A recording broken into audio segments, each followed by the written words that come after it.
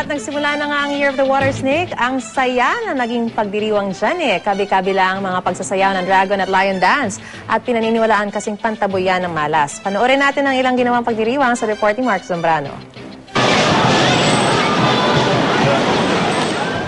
Ang Dragon at Lion Dance, pinaniniwala ang pangtaboy raw ng malas. Kabi-kabila ito sa Binondo. May pagdiriwang din sa ilang lalawigan tulad sa Surigao.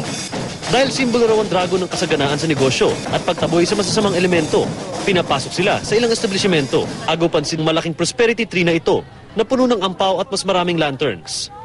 Kaya hindi pinalampas ng marami ang magpalitrato at mag-wish. May mga Chinese-style bikes din. Kapansin-pansin naman ang pagsusuot ng pula ng karamihan. For a prosperous New Year, that's what they say. Yeah, it's a lucky color. Ayon sa isang master ng feng shui, may malas at swerteng hatid ang Year of the Water Snake. Ang mga snake year, karamihan, may gagalaw. Ibig sabihin, merong mga calamity, hindi maiwas. Pero sa Pilipinas, swerte, pwede ang peaceful election. Yan ang makikita ko. Sa unang araw ng Year of the Water Snake, mala-fiesta pa rin sa Binondo. Patok pa rin sa mga mamimili ang mga lobong may disenyong ahas, iba't ibang lucky charms at figurines, at mga pagkain Chinoy tulad ng hopya at tikoy.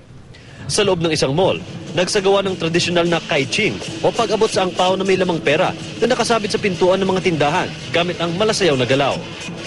Simpleng alay umano, kapalit ng swerte sa negosyo.